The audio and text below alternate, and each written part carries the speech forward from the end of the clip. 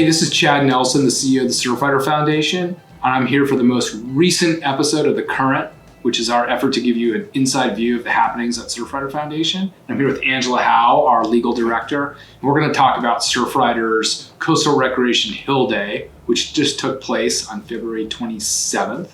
So Angela, maybe you can give us a breakdown of who showed up, kind of where they were from, and what we were up to. Yeah, we had over 150 activists from our on-the-ground chapters and clubs. Over 46 chapters and clubs were represented, and they converged on the Hill to talk to their electeds about the priorities of keeping our coasts healthy and accessible. And this actually spanned over 20 states, and we had 145 meetings in the Capitol.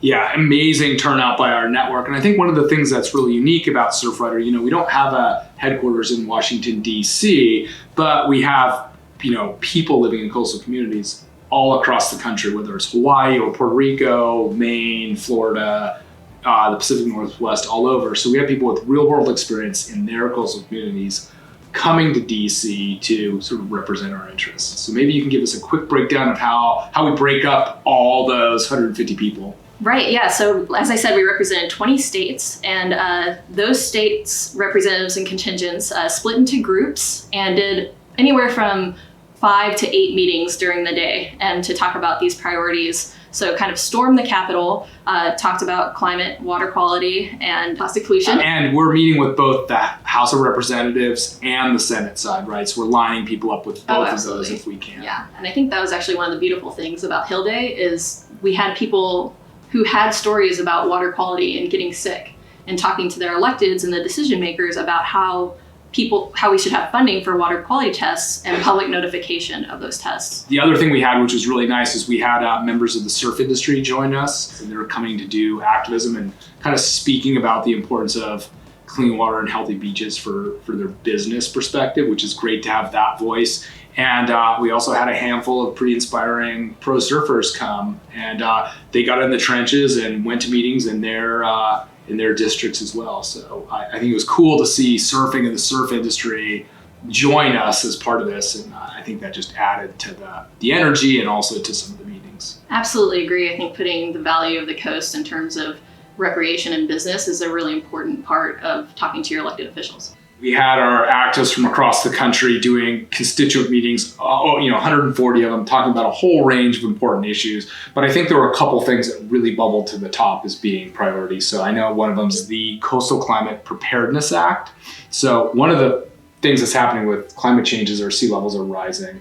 And that is going to cause stress on coastal communities. So we need to provide guidance and funding to help coastal communities adapt to sea level rise if we want to have healthy coastlines. The other one is the federal bill called the Land and Water Conservation Fund. And this is for decades now, this money has been funding parks and beaches and coastal parks all across the United States, probably parks we've all gone to in our backyards. This act will permanently fund that, which is great. Yeah. We need that money to keep our parks healthy and promote outdoor recreation in our beaches and our coastlines.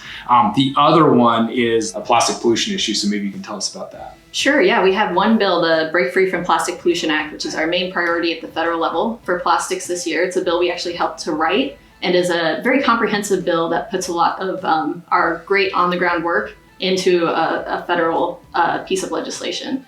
So it's got bans, producer responsibility, and a moratorium on shipping waste to other countries. Yeah, and that last part I think is really important because historically we've taken our quote-unquote recycling and exported it, and a lot of countries aren't accepting that anymore. And it turns out historically that has not been very good for the countries we're exporting it to. It's not being recycled. Yeah. Right, and a lot of it's ending up in the ocean from those countries too. Right. So that's great news. We had a pretty exciting meeting in the House Natural Resources Committee where Jenny Romer, our plastics expert, gave some really important testimony.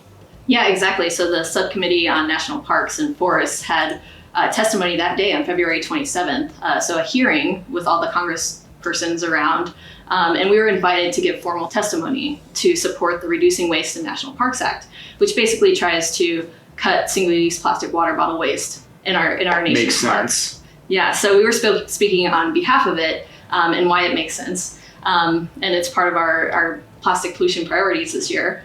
at the federal level. But on the other side, going counterpoint with Jenny Romer, was the head of the International Bottled Water Association. So we're really going head to head with top industry officials. Yeah, this is like the trade association for the single-use bottled water industry. Exactly. And formal testimony in front of a congressional hearing. So this is the real Quite deal. Quite an honor. Yeah, exactly. Very cool. One of the other highlights I thought was the Senate Committee on the Climate Crisis, which is a group of senators really trying to raise awareness about the importance of addressing climate change, which is a huge issue.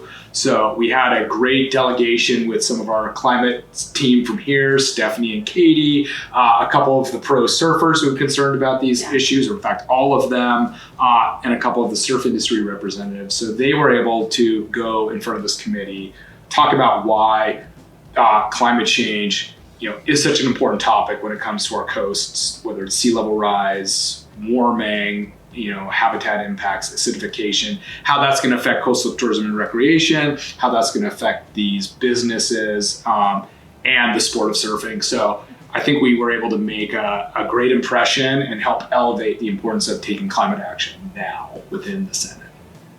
So how can our viewers learn more about Surfrider's federal priorities? Luckily, this is all written down at surfrider.org/federal, and we have all of our key bills laid out there with summaries and even links to take action to contact your federal representatives and tell them that you support these coastal conservation measures. Yeah, that's excellent. So you can nerd out on the bills and the priorities, but I think most importantly, it's about taking action. So hop on our website at surfrider.org. Use those action alerts to contact your local representatives. You can also join Surfrider, get involved with our chapters locally, and ultimately follow along because we'll be back in DC next year doing the same thing. Thank you for joining this episode of The Current. Stay tuned for more and get involved with the Surfrider Foundation. Thank you. Thank you, Angela.